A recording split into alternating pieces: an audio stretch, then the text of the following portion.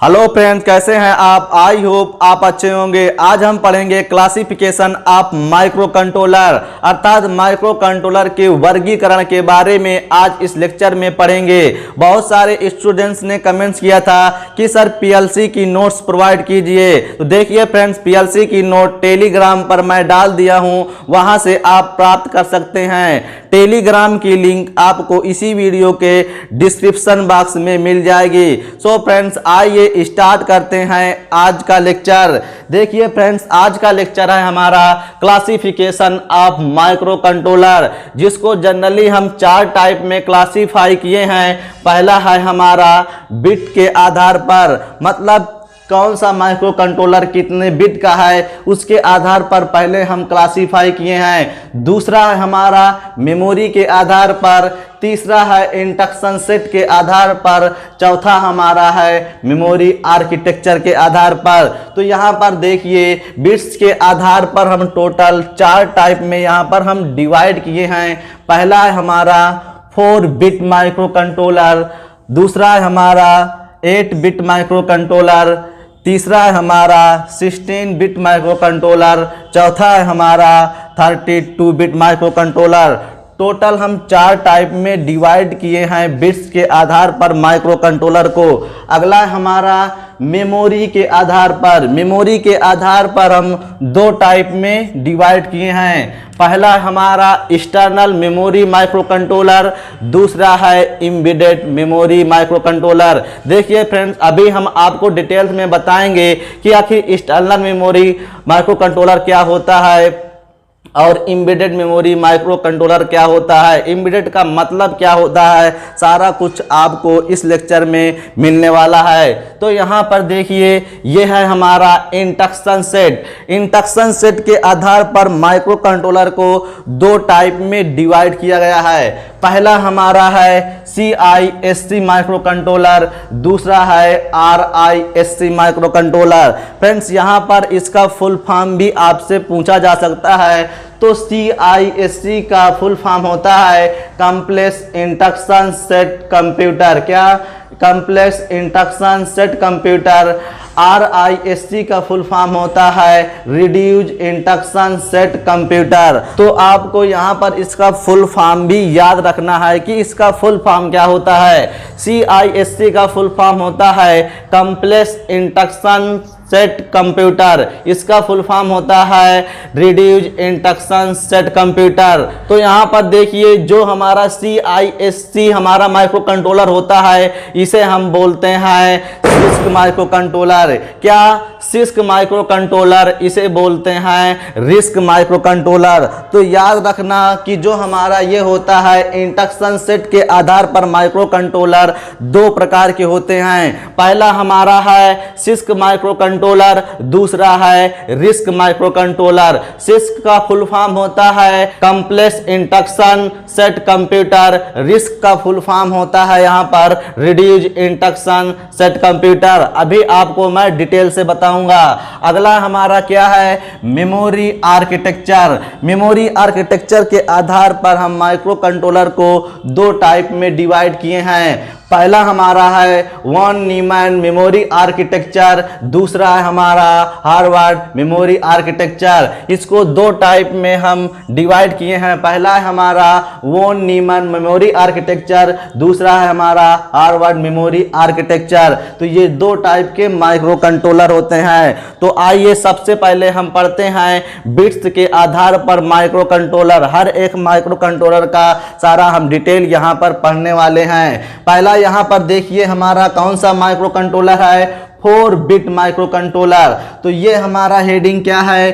4 bit micro controller. जो हमने micro controller का इसके पहले वाले लेक्चर में ये बताया था कि जो हमारा माइक्रो कंट्रोलर होता है एक सिंगल चिप माइक्रो कंप्यूटर होता है।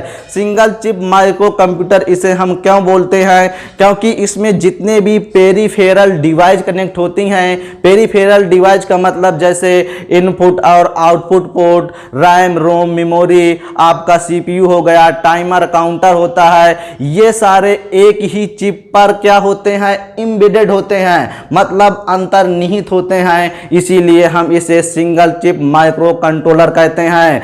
तो जो हमारा माइक्रो कंट्रोलर होता है, जितने भी पेरिफेरल डिवाइस होते हैं वो एक सिंगल चिप पर क्या होते हैं, लगे होते हैं। तो वहाँ पर मैंने ये भी बताया था जो CPU होता है उसे हम बोलते हैं माइक्रो प्रोसेसर। जी हाँ दोस्तों, जो CPU होता है वह एक प्रकार का माइक्रो प्रोसेसर होता है। अब बात यहाँ पर ये आती है कि इसे 4 बिट माइक्रो कंट्रोलर क्यों कहते हैं। इसे 4 बिट माइक्रो कंट्रोलर इसलिए कहते हैं क्योंकि जो इसमें माइक्रो प्रोसेसर यूज हुआ है, मतलब जो CPU यूज हुआ है वो 4 बिट माइक्रो प्रोसेसर है। मतलब जो ये माइक्रो कंट्रोलर को बनाने के लिए हम CPU यूज करे हैं, मतलब माइक्रो प्रोसेसर यूज किए हैं, वो 4 बिट का यूज किए हैं, इसीलिए इसे 4 बिट माइक्रो कंट्रोलर कहते हैं। तो मैंने आपको बताया था कि जो माइक्रो प्रोसेसर होता है, मतलब CPU होता है, एक चिप पर क्या होता है, एम्बेडेड होता है, मतलब अंतर्निहित होता है। देखिए फ्रेंड्स, यहाँ पर हम मेमोरी और माइक्रो प्रोसेसर को दिखाए हैं। यहाँ पर आपके टाइमर, काउंटर कुछ भी हो सकते हैं इस चिप में। सिर्फ आपको समझाने के लिए मैंने यहाँ पर क्या दिखाया है, माइक्रो प्रोसेसर और मेमोरी दिखाया है।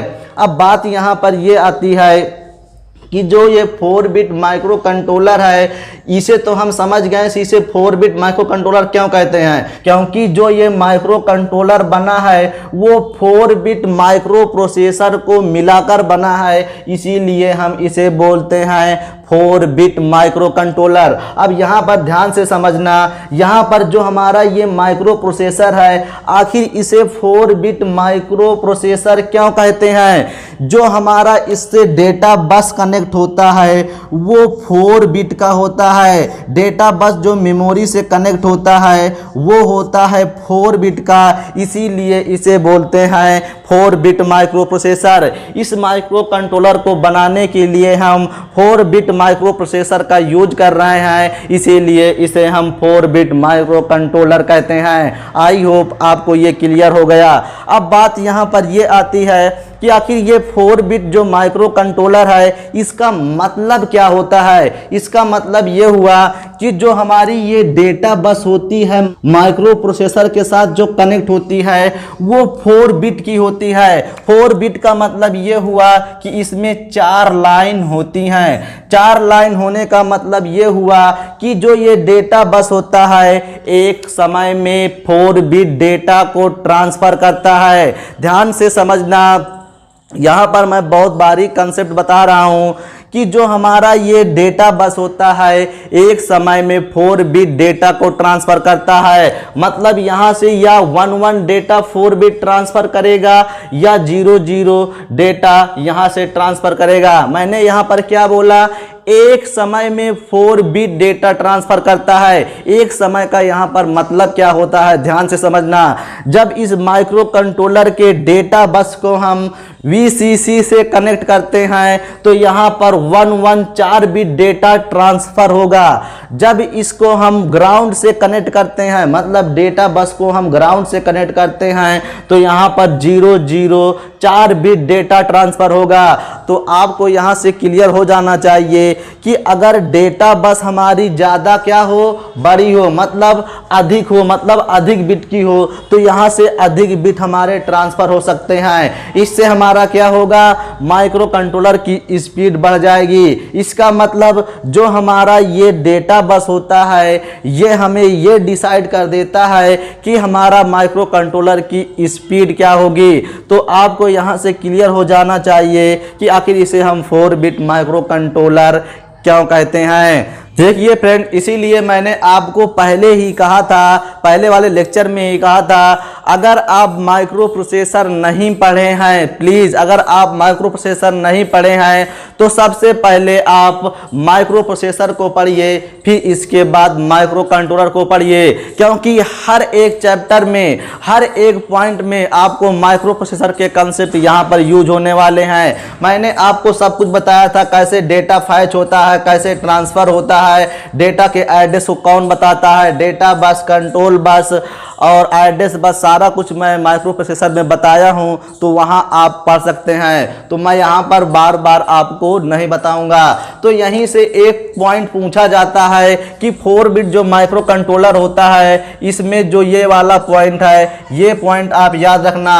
4 बिट माइक्रो कंट्रोलर का मतलब यह हुआ कि जो इसमें माइक्रो प्रोसेसर लगता है वह एक समय में 4 बिट डेटा को फैच करता है। फैच करने का मतलब यहाँ पे ये हुआ कि मतलब 4 बिट डेटा को यहाँ से ये रिसीव करता है। फैच करने का मतलब हुआ ये मेमोरी है, मेमोरी से जब डेटा लेता है तो इसे हम बोलते हैं फैच करना। जी हाँ दोस्तों, इसे ही हम बोलते हैं फैच करना। 4 बिट माइक्रो कंट्रोलर का मतलब यह हुआ कि जो इसमें माइक्रो प्रोसेसर लगा है, ये जो माइक्रो प्रोसेसर लगा है मतलब सीपीयू लगा है, वह एक समय में 4 बिट डेटा को फैच करता है और उसे एग्जीक्यूट करता है। एग्जीक्यूट का मतलब यहाँ पर क्या है, यहाँ पर देखिए, जैसे यहाँ पर 3+2 यहाँ से फैच किया, जो 3+2 होगा यहाँ पर बाइनरी संख्या के रूप में होगा। जैसे ही 3+2 यहाँ से ये फैच किया तो जो ये जोड़ने का काम करता है, मतलब 3+2 जब इसे जोड़ेंगे मतलब ऐड करेंगे तो हमारा क्या प्राप्त होगा, 5 प्राप्त होगा। मतलब जो जोड़ने का काम करता है, मतलब ये जोड़ने की प्रोसेस करता है, उसे हम कहते हैं एग्जीक्यूट। मतलब ये एग्जीक्यूट करता है, पहले मतलब डेटा को यहाँ पर फैच करता है, फिर उस पर क्या करता है, प्रोसेस करता है। जो प्रोसेस करता है उसे हम कहते हैं एग्जीक्यूट। तो याद रखना कि फैच करता है और उसे एग्जीक्यूट करता है। तो मैंने इस पॉइंट को लिखाया है कि 4 बिट माइक्रो कंट्रोलर का मतलब यह हुआ कि जो इसमें माइक्रो प्रोसेसर लगा है वह एक समय में 4 बिट डेटा को फैच करता है और उसे एग्जीक्यूट करता है। इसके अंतर्गत जो हमारा आता है माइक्रो कंट्रोलर वो होता है इंटेल 4004। याद रखना कि जो हमारा 4 बिट माइक्रो कंट्रोलर होता है वो होता है 4004 माइक्रो कंट्रोलर। इसके नाम में ही देखिए 4 लगे हैं, तो आप तुरंत यहां से समझ जाना कि ये हमारा 4 बिट माइक्रो कंट्रोलर है। तो आपको समझ में आ गया होगा 4 बिट माइक्रो कंट्रोलर। अब देखिए यहाँ पर 8 बिट माइक्रो कंट्रोलर के बारे में। इसका मतलब ये हुआ कि 8 बिट माइक्रो कंट्रोलर जो है, इसमें जो माइक्रो प्रोसेसर यूज हुआ है जिसे हम बोलते हैं सीपीयू, जो यूज हुआ है वो 8 बिट माइक्रो प्रोसेसर यूज हुआ है। 8 बिट माइक्रो प्रोसेसर का मतलब ये हुआ कि जो इसमें ये डेटा बस है हमारी कितने बिट की है, 8 बिट की है। मतलब एक समय में यहाँ पर ये 8 बिट डेटा को फैच करेगा। तो आप यहाँ से समझ गए होंगे जो ये माइक्रो कंट्रोलर है इसकी स्पीड 4 बिट माइक्रो कंट्रोलर से ज़्यादा होगी, क्योंकि ये एक समय में 8 बिट डेटा को फैच करता है। 8 बिट डेटा का मतलब ये हुआ कि एक समय में या 8 बिट डेटा को फैच कर सकता है। मतलब यहाँ पर ये हुआ जब हम VCC से कनेक्ट करेंगे तो ये 11 डेटा को फैच करेगा। जब इसे हम ग्राउंड से कनेक्ट कर देंगे तो ये 008 बिट डेटा को फैच करेगा। तो आपको ये क्लियर हो जाना चाहिए कि 8 बिट माइक्रो कंट्रोलर का मतलब क्या है। तो यहाँ पर देखिए मैं इस पॉइंट को नोट कराया हूँ। पहला पॉइंट यहाँ पर ये है, यह एक समय में 8 बिट डेटा को फैच करता है और उसे एग्जीक्यूट करता है, क्योंकि जो ये माइक्रो प्रोसेसर होता है 8 बिट का यूज किया जाता है, इसीलिए ये 8 बिट डेटा को फैच करता है। जब ये 8 बिट डेटा को, ये 4 बिट डेटा को फैच करता था, ये 8 बिट डेटा को एक समय में फैच करता है। मतलब इसकी स्पीड ज़्यादा होगी इस माइक्रो कंट्रोलर से। तो इस पॉइंट को आप याद रखना कि यह एक समय में 8 बिट डेटा को फैच करता है और उसे एग्जीक्यूट करता है। फैच का मतलब मैंने बताया, जब माइक्रो प्रोसेसर मेमोरी से डेटा को लेता है उसे हम बोलते हैं फैच करना। एग्जीक्यूट का मतलब ये हुआ उस डेटा पर जब माइक्रो प्रोसेसर यहाँ पर क्या करता है, प्रोसेस करता है, उसे हम बोलते हैं एग्जीक्यूट करना।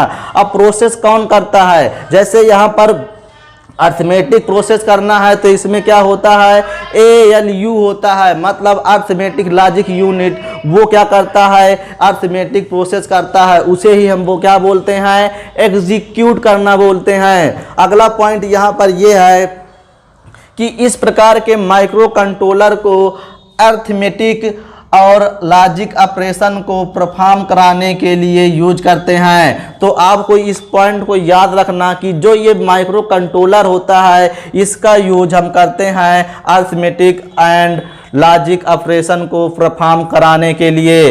तो इसके अंतर्गत जो हमारे माइक्रो कंट्रोलर आते हैं इसके एग्जाम्पल याद रखना है। एग्जाम्पल हमारा क्या है, इंटेल का जो हमारा ये माइक्रो कंट्रोलर क्या है, 8031 और 8051। जो ये दो माइक्रो कंट्रोलर होते हैं ये 8 बिट माइक्रो कंट्रोलर होता है। अब आपको ये याद रखना कि जो ये हमारा माइक्रो कंट्रोलर है 8051 मतलब 8051 जो माइक्रो कंट्रोलर है ये आपके सिलेबस में है। तो आपको यहाँ से ये पूछ सकता है कि ये कितने बिट का माइक्रो कंट्रोलर होता है, तो आपको याद रखना ये 8 बिट का माइक्रो कंट्रोलर होता है। 8 बिट का माइक्रो कंट्रोलर का मतलब ये हुआ कि ये एक समय में 8 बिट डेटा को फैच कर सकता है, उस पर 8 बिट डेटा पर प्रोसेस एक समय में कर सकता है। यहां पर देखिए अगला हमारा यहां पर माइक्रो कंट्रोलर है 16 बिट माइक्रो कंट्रोलर। तो आपको यहां से अब फिर समझ जाना चाहिए कि जो ये माइक्रो कंट्रोलर है यहां पर ये 16 बिट का क्यों है, क्योंकि इसके साथ जो हम माइक्रो प्रोसेसर कनेक्ट किए हैं वो 16 बिट का माइक्रो प्रोसेसर है। 16 बिट का माइक्रो प्रोसेसर का मतलब ये हुआ कि जो इसके साथ हम डेटा बस यूज करेंगे वो 16 बिट की डेटा बस होगी, मतलब इस मेमोरी से डेटा को ये 16 बिट एक समय में फैच कर सकता है। जब इसे हम VCC से कनेक्ट करते हैं तो ये 16 बिट डेटा को ट्रांसफर करेगा, और जैसे ही हम ग्राउंड पर कनेक्ट करेंगे तो ये 16 बिट डेटा को फैच करेगा, मतलब यह ट्रांसफर करेगा। तो आप समझ चुके होंगे कि 16 बिट माइक्रो कंट्रोलर का मतलब क्या है, 8 बिट माइक्रो कंट्रोलर का मतलब क्या है, 4 बिट माइक्रो कंट्रोलर का मतलब क्या है। तो जो इसकी स्पीड होगी इससे क्या होगी, ज़्यादा होगी, क्योंकि एक समय में ये 16 बिट डेटा पर ट्रांसफर करता है, मतलब 16 बिट डेटा पर ये प्रोसेस करता है। तो यहाँ पर देखिए मैंने नोट कराया है, यह एक समय में 16 बिट डेटा को फैच करता है और उसे एग्जीक्यूट करता है, मतलब उस पर प्रोसेस करता है। अगला हमारा यहीं पे पॉइंट है कि इसका यूज कहाँ किया जाता है। इस प्रकार के माइक्रो कंट्रोलर का यूज देखिए फ्रेंड्स, जो ये म्यू-सी है तो इसका मतलब माइक्रो कंट्रोलर है, म्यू-पी का मतलब हुआ माइक्रो प्रोसेसर, तो आप इसमें कंफ्यूजन नहीं होना। इस प्रकार के माइक्रो कंट्रोलर को वहाँ प्रयोग में लाया जाता है जहाँ हमें अर्थमेटिक तथा लॉजिक ऑपरेशन अधिक एक्यूरेसी के साथ परफॉर्म करना होता है। याद रखना इसका भी use arithmetic and logic operation में करते हैं, परंतु यहाँ पर ध्यान देना ये हमारा क्या है, अधिक एक्यूरेसी को परफॉर्म करने के लिए इसको यूज करते हैं। 16 बिट माइक्रो कंट्रोलर का यूज करते हैं अर्थमेटिक और लॉजिक ऑपरेशन में जहां हमें अधिक एक्यूरेसी की आवश्यकता होती है। तो इसके अंतर्गत जो हमारा माइक्रो कंट्रोलर आता है वह इंटेल का 8096 माइक्रो कंट्रोलर आता है। देखिए यहाँ से आपको पता चल जाना चाहिए, यहाँ पर आपको 8 दिख रहा है तो आप समझ जाइए ये 8 बिट माइक्रो कंट्रोलर है। यहाँ पर आपको क्या दिख रहा है, 4 दिख रहा है, मतलब ये 4 बिट माइक्रो कंट्रोलर है। यहाँ पर आपको 6 दिख रहा है तो आप समझ जाना यहाँ पर ये 16 बिट माइक्रो कंट्रोलर है। यहाँ पर अगला हमारा माइक्रो कंट्रोलर है 32 बिट माइक्रो कंट्रोलर। इसका मतलब ये हुआ कि यह एक समय में 32 बिट डेटा को फैच कर सकता है, मतलब 32 बिट डेटा को ये एग्जीक्यूट कर सकता है, क्योंकि इसके साथ जो माइक्रो प्रोसेसर हम कनेक्ट करेंगे वो होगा हमारा 32 bit micro processor. 32 bit micro processor का मतलब ये हुआ जो इसमें हम डेटा बस कनेक्ट करेंगे वो 32 बिट की होगी, मतलब उसमें 32 लाइन होंगी,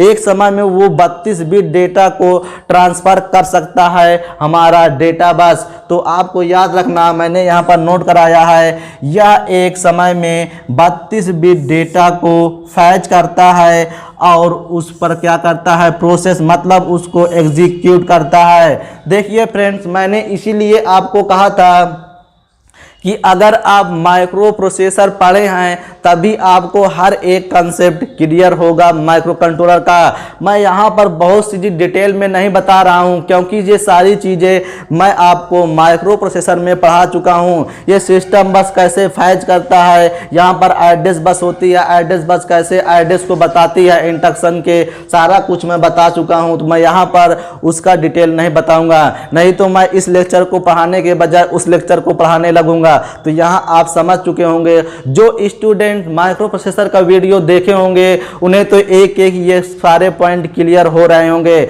जो स्टूडेंट माइक्रो प्रोसेसर के वीडियो नहीं देखे होंगे उनको यहाँ पर क्या करना पड़ता है, रटना पड़ता होगा, क्योंकि जो मैंने कंसेप्ट वहाँ पर माइक्रो प्रोसेसर में बताया हूँ यहाँ पर मैं उस कंसेप्ट को ज़्यादा रिपीट नहीं कर रहा हूँ, बस आपको ये बता रहा हूँ कि हाँ कि यहाँ पर डेटा बस क्या होती है, कैसे फैच होता है। इसका अगर आपको डिटेल पढ़ना है तो आप माइक्रो प्रोसेसर पढ़िए। तो यहाँ पर देखिए अगला पॉइंट है हमारा क्या, तो ये याद रखना इस माइक्रो प्रोसेसर का उपयोग बड़े ऑटोमेटिक उपकरणों, मशीनों, इम्प्लांटेबल मेडिकल उपकरणों में किया जाता है। तो ये पॉइंट याद रखना, ये पूछा जा सकता है, इम्प्लांटेबल उपकरणों में किया जाता है। इसके अंतर्गत जो हमारा माइक्रो कंट्रोलर आता है वो होता है 8085 माइक्रो कंट्रोलर।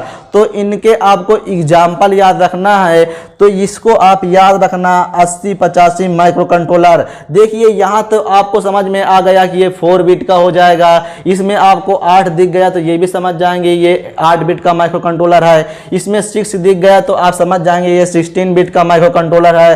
परंतु आपको इसमें कोई ट्रिक नहीं मिल रही है, तो इसको आपको याद रखना है। तो फ्रेंड्स ये रहा हमारा बिट्स के आधार पर माइक्रो कंट्रोलर का क्लासिफिकेशन। अगला हमारा क्लासिफिकेशन है मेमोरी। मेमोरी के आधार पर क्लासिफिकेशन 2 टाइप में किया है, external memory and embedded memory.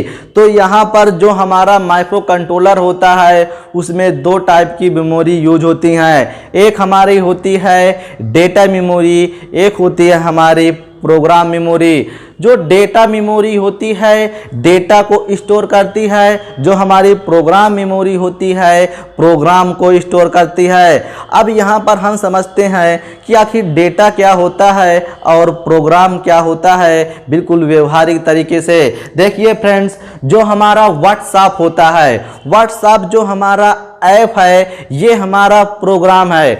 जो इसमें हमारे मैसेज होते हैं या इमेज होती हैं, जो वीडियोज होते हैं वो सारे आपके क्या होते हैं, डेटा होते हैं। तो आपको क्लियर हो चुका होगा कि प्रोग्राम क्या है और डेटा क्या है। जैसे हमारा कैमरा ऐप्स है, कैमरा ऐप्स हमारा एक प्रोग्राम है और जो हम कैमरा ऐप्स के माध्यम से जो फोटो खींचते हैं, जो इमेज है हमारी, ये हमारी क्या है, डेटा है। जैसे हमारा यूट्यूब जो ऐप है हमारा क्या है, प्रोग्राम है, परंतु जो उसमें वीडियो हैं वो हमारे क्या हैं, डेटा हैं। आई होप आपको क्लियर हो चुका होगा। तो अब यहाँ पर देखिए कि आखिर माइक्रो कंट्रोलर में प्रोग्राम क्या होते हैं। देखिए फ्रेंड्स, जैसे ये हमारा कैमरा है, ये कैमरा है जो हमारा एक प्रकार का डिवाइस है, परंतु इसे ऑन या ऑफ करने के लिए हम कैमरा ऐप्स का यूज करते हैं। जो हमारा कैमरा ऐप्स होता है वो क्या होता है, हमारा प्रोग्राम होता है। जी हाँ दोस्तों, जो हमारा कैमरा ऐप्स होता है वो प्रोग्राम होता है। उसी प्रोग्राम के माध्यम से इस कैमरा को हम ऑन ऑफ करते हैं। उसी प्रकार जो हमारा माइक्रो कंट्रोलर होता है, जो माइक्रो कंट्रोलर के साथ मशीन कनेक्ट होती है, उस मशीन को ऑन या ऑफ कराने के लिए, मतलब उसको कंट्रोल करने के लिए हमें प्रोग्राम की आवश्यकता होती है। उसी प्रोग्राम के माध्यम से माइक्रो कंट्रोलर उस मशीन को कंट्रोल करता है। जैसे हमारा ये मोबाइल है, इस मोबाइल में जो हमारा माइक्रो प्रोसेसर लगा है वो माइक्रो प्रोसेसर जो कैमरा ऐप्स है इसको रन कराता है। रन कराने का मतलब ये हुआ कि जो हमारा ये प्रोग्राम है इस पर माइक्रो प्रोसेसर प्रोसेस करता है और इस जो कैमरा डिवाइस है इसको ऑन या ऑफ करता है। उसी प्रकार जो माइक्रो कंट्रोलर होता है उसमें भी होता है प्रोग्राम। उसी प्रोग्राम के माध्यम से अब यहां पर देखिए माइक्रो कंट्रोलर के अंदर क्या लगा होता है, माइक्रो प्रोसेसर लगा होता है। माइक्रो प्रोसेसर उस प्रोग्राम को रन कराता है और मशीन को कंट्रोल करता है। जैसे हमारा वॉशिंग मशीन है, वॉशिंग मशीन में अगर हम माइक्रो कंट्रोलर को लगा देंगे और उस वॉशिंग मशीन की उसमें प्रोग्रामिंग कर देंगे तो ये माइक्रो कंट्रोलर उस वॉशिंग मशीन को आसानी से कंट्रोल कर लेगा। जो प्रोग्राम को रन कराता है उसमें कौन होता है, एक्चुअल में देखा जाए तो माइक्रो प्रोसेसर होता है, क्योंकि इस माइक्रो कंट्रोलर के अंदर लगा होता है माइक्रो प्रोसेसर जो प्रोग्राम को रन कराता है और मशीन को कंट्रोल करता है। इसी प्रकार इस मोबाइल के अंदर भी हमारा लगा होता है माइक्रो प्रोसेसर। वो माइक्रो प्रोसेसर जो ये प्रोग्राम है, कैमरा ऐप्स प्रोग्राम है, उसको रन कराता है और इस जो ये डिवाइस है कैमरा ऐप्स इसको ऑन या ऑफ करता है। तो आपको समझ में आ गया होगा कि आखिर प्रोग्राम क्या होता है। जो हम इसमें प्रोग्रामिंग करते हैं, मतलब जो माइक्रो कंट्रोलर में हम प्रोग्रामिंग करते हैं, जो वो प्रोग्राम होता है उसे हम प्रोग्राम मेमोरी में स्टोर करते हैं। अब यहाँ पर देखिए जैसे ये हमारा कैमरा ऐप्स रन किया, रन करने के बाद यहाँ से ये फोटो खींचा, मतलब प्रोसेस किया। जो फोटो खींचा ये हमारा क्या होता है, डेटा।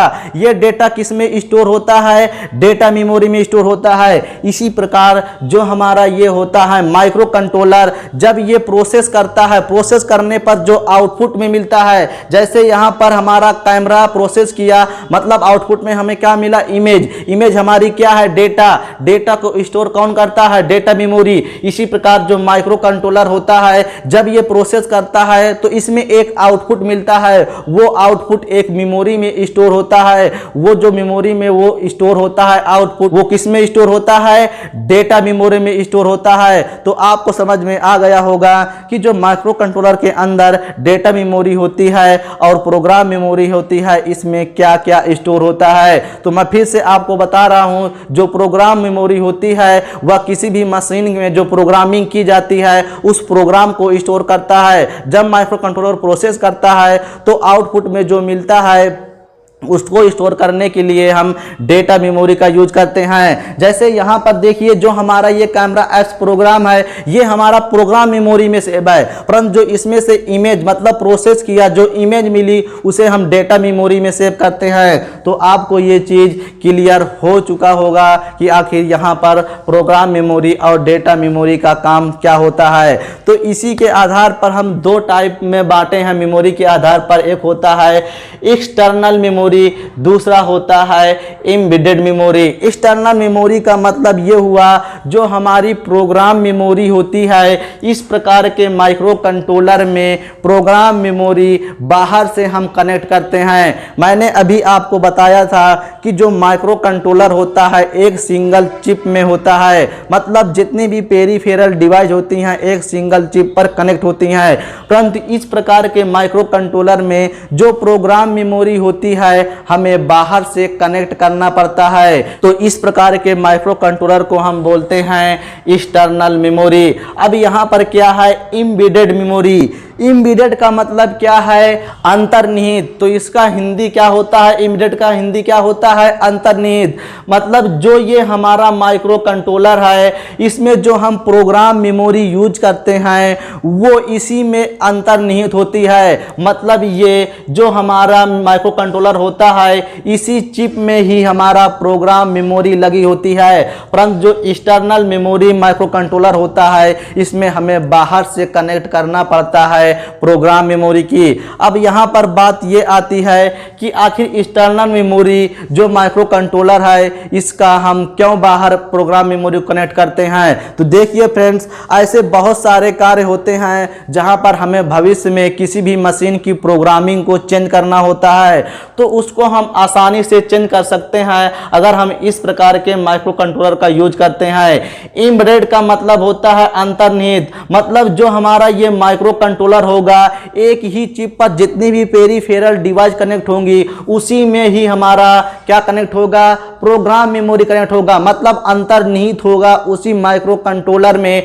इसीलिए हम इसे बोलते हैं एम्बेडेड मेमोरी। इस प्रकार के माइक्रो कंट्रोलर का यूज वहां पर करते हैं जहां पर हमें प्रोग्राम को चेंज नहीं करना पड़ता। जैसे वॉशिंग मशीन है, वॉशिंग मशीन में एक चक्कर प्रोग्रामिंग हो गई तो हो गई कि मतलब इनको इतनी प्रोसेस करना है तो वो प्रोग्रामिंग फिक्स हो गई, तो वहां पर हम किस प्रकार के माइक्रो कंट्रोलर का यूज करेंगे, एम्बेडेड मेमोरी माइक्रो कंट्रोलर का। एक्सटर्नल मेमोरी माइक्रो कंट्रोलर का यूज वहां पर करते हैं जहां पर हमें भविष्य में ये करना हो कि हमें इस प्रोग्रामिंग को आगे चलकर चेंज करना है, तो वहां पर हम एक्सटर्नल मेमोरी माइक्रो कंट्रोलर का यूज करते हैं। आई होप आपको समझ में आ गया होगा कि एक्सटर्नल मेमोरी माइक्रो कंट्रोलर क्या है और एम्बेडेड मेमोरी माइक्रो कंट्रोलर क्या है। एक्सटर्नल का मतलब होता है बाहरी, मतलब जो इसमें प्रोग्राम मेमोरी होगी बाहर से कनेक्ट होगी, मतलब चिप पर नहीं लगी होगी, परंतु जो हमारा एम्बेडेड मेमोरी माइक्रो कंट्रोलर होगा चिप में ही हमारा प्रोग्राम मेमोरी लगी होगी। तो आपको यहां से क्लियर हो चुका होगा। फ्रेंड्स, आप इसका स्क्रीनशॉट लीजिए,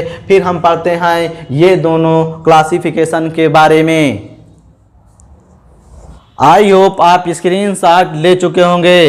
देखिए फ्रेंड्स, जो अभी हमने मेमोरी के आधार पर माइक्रो कंट्रोलर का क्लासिफिकेशन पढ़ा है उसमें जो हमारा एक्सटर्नल मेमोरी माइक्रो कंट्रोलर है इसका एग्जाम्पल होता है 8031। ये हमारा इंटेल का माइक्रो कंट्रोलर होता है। जो हमारा एम्बेडेड मेमोरी माइक्रो कंट्रोलर होता है इसका एग्जाम्पल होता है 8051।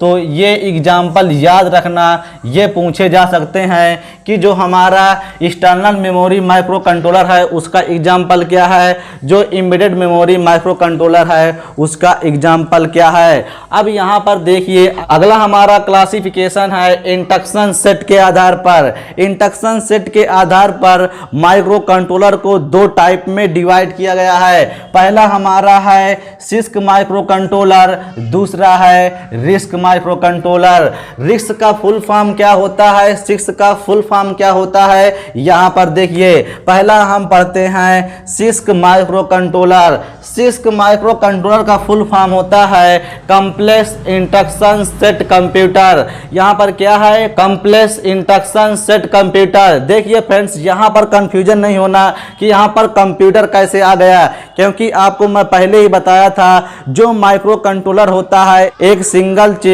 माइक्रो कंप्यूटर होता है। जो ये हमारा सिस्क होता है इसका फुल फॉर्म होता है कॉम्प्लेक्स इंस्ट्रक्शन सेट कंप्यूटर। इसमें देखिए क्या ऑब्जेक्टिव बन सकते हैं। पहला यहाँ पर पॉइंट है, इसमें नंबर ऑफ इंस्ट्रक्शन ज़्यादा होते हैं। ध्यान देना, जो हमारा ये हमारा होता है इंस्ट्रक्शन सेट के आधार पर पहला प्रकार six micro controller. Six micro controller में जो हम प्रोग्रामिंग करते हैं, क्योंकि आपको मैंने ये बताया था जो प्रोग्राम होते हैं वो सेट ऑफ इंस्ट्रक्शन मतलब इंस्ट्रक्शन के समूह होते हैं। अर्थात जो हमारा सिस्क माइक्रो कंट्रोलर है जो इसमें हम प्रोग्रामिंग करेंगे उसमें नंबर ऑफ इंस्ट्रक्शन क्या होंगे, ज्यादा होंगे। मतलब नंबर ऑफ इंस्ट्रक्शन इस प्रकार के माइक्रो कंट्रोलर में ज्यादा होते हैं जो हम प्रोग्राम करते हैं। अगला पॉइंट हमारा ये है, इसमें इंस्ट्रक्शन को एग्जीक्यूट करने के लिए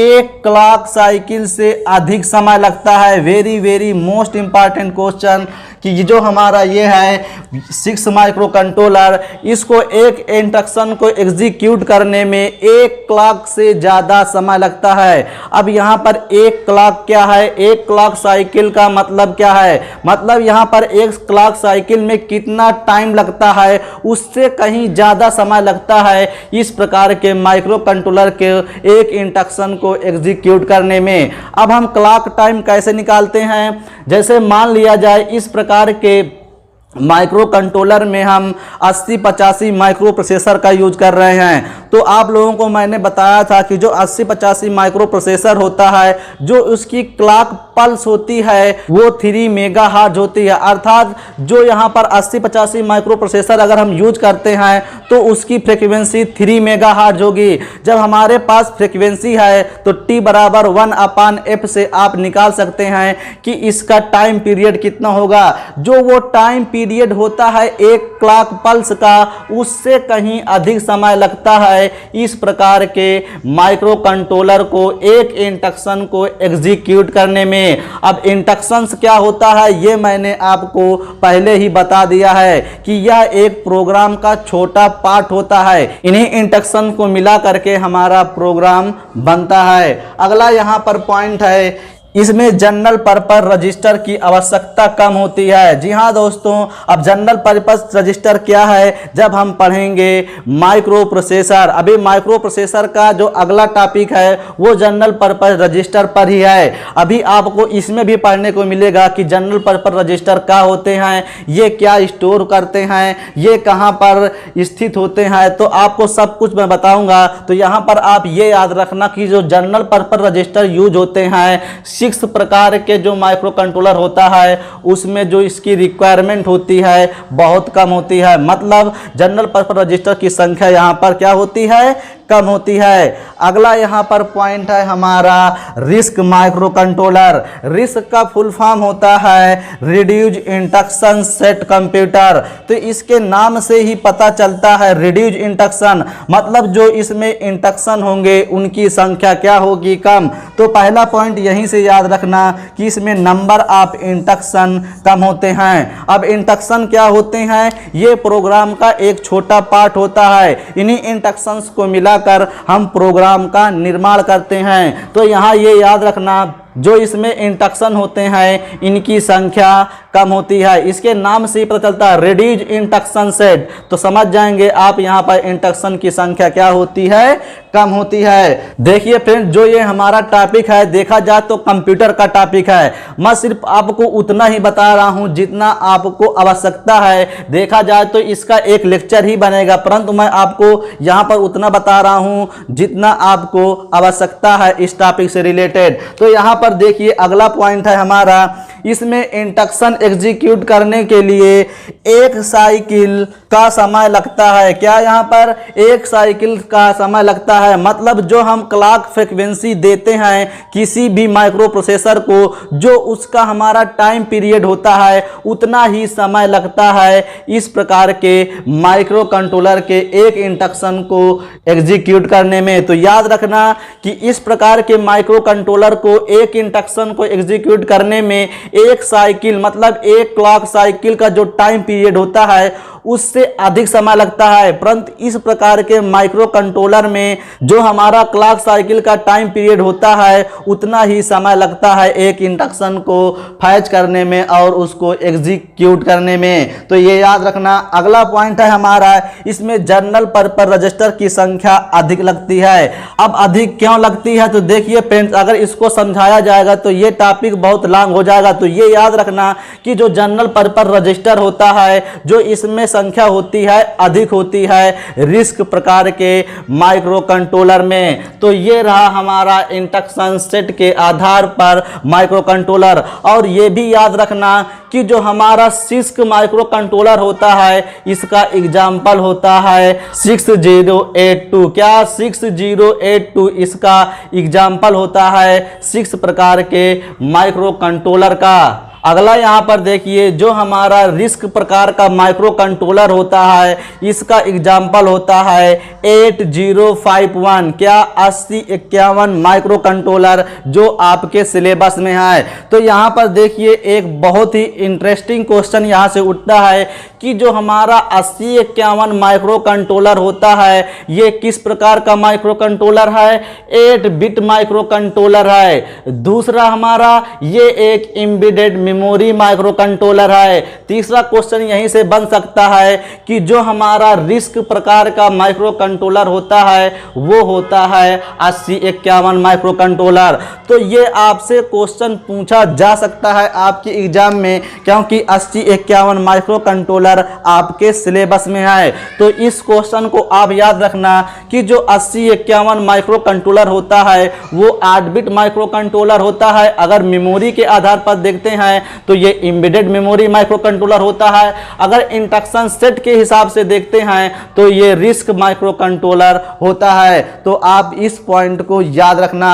अगला हमारा क्लासिफिकेशन है मेमोरी आर्किटेक्चर। मेमोरी आर्किटेक्चर के आधार पर हम माइक्रो कंट्रोलर को दो टाइप में डिवाइड किए हैं, वॉन न्यूमैन मेमोरी आर्किटेक्चर, दूसरा हमारा हार्वर्ड मेमोरी आर्किटेक्चर। तो ये दो टाइप के होते हैं। आइए समझते हैं इन दोनों में डिफरेंस क्या है। देखिए, जो हमारा माइक्रो कंट्रोलर होता है एक सिंगल चिप में होता है, मतलब उसमें सीपीयू मतलब माइक्रो प्रोसेसर भी क्या रहता है, एम्बेडेड रहता है, और मेमोरी भी, टाइमर, काउंटर, ये जितनी भी डिवाइस होती हैं पेरिफेरल सारी एक ही चिप में एम्बेडेड होती हैं। परंतु हम समझने के लिए यहाँ पर आपको माइक्रो प्रोसेसर और मेमोरी को दिखाया है। ये हमारी क्या है, माइक्रो कंट्रोलर की चिप है, जिसमें हमारा एक क्या है, सीपीयू मतलब माइक्रो प्रोसेसर, एक हमारी मेमोरी। जो हमारा वॉन न्यूमैन मेमोरी आर्किटेक्चर होता है इसमें ये होता है कि जो हमारी मेमोरी होती है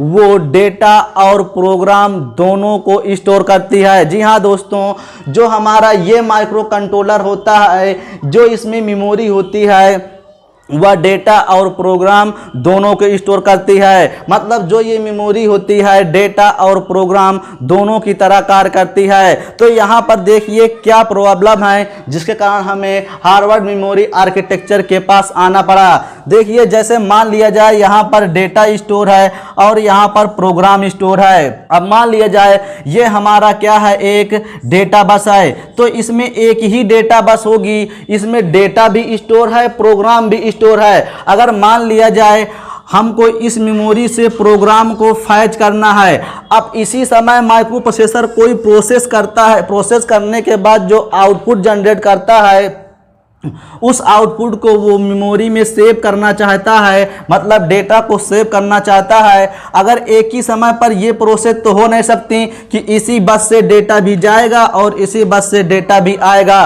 तो ये हमारी एक प्रॉब्लम खड़ी हो जाती है इस प्रकार के माइक्रो कंट्रोलर में। इसका मतलब ये हुआ कि जब यहाँ पर प्रोग्राम ऐसे आएगा, मतलब प्रोग्राम इससे फैच होगा, तो डेटा यहाँ पर क्या रहेगा, तो डेटा यहीं पर रुका रहेगा, मतलब माइक्रो प्रोसेसर उस कंडीशन में, स्टैंड कंडीशन में होगा।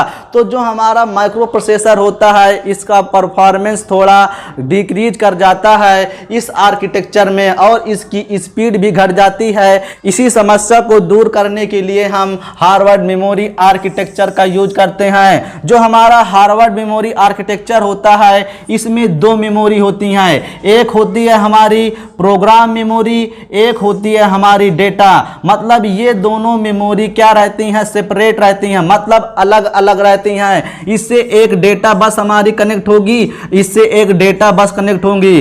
तो अब जो हमारा माइक्रो कंट्रोलर होगा इसका परफॉर्मेंस क्या हो जाएगा, इंक्रीज हो जाएगा। मतलब जो हमारा यहाँ पर माइक्रो प्रोसेसर था जो अभी स्टैंड स्टेट में आ जाता था वो अब वेटिंग स्टेट में नहीं आएगा। मतलब अब हमारी कोई भी प्रोसेस नहीं रुकेगी।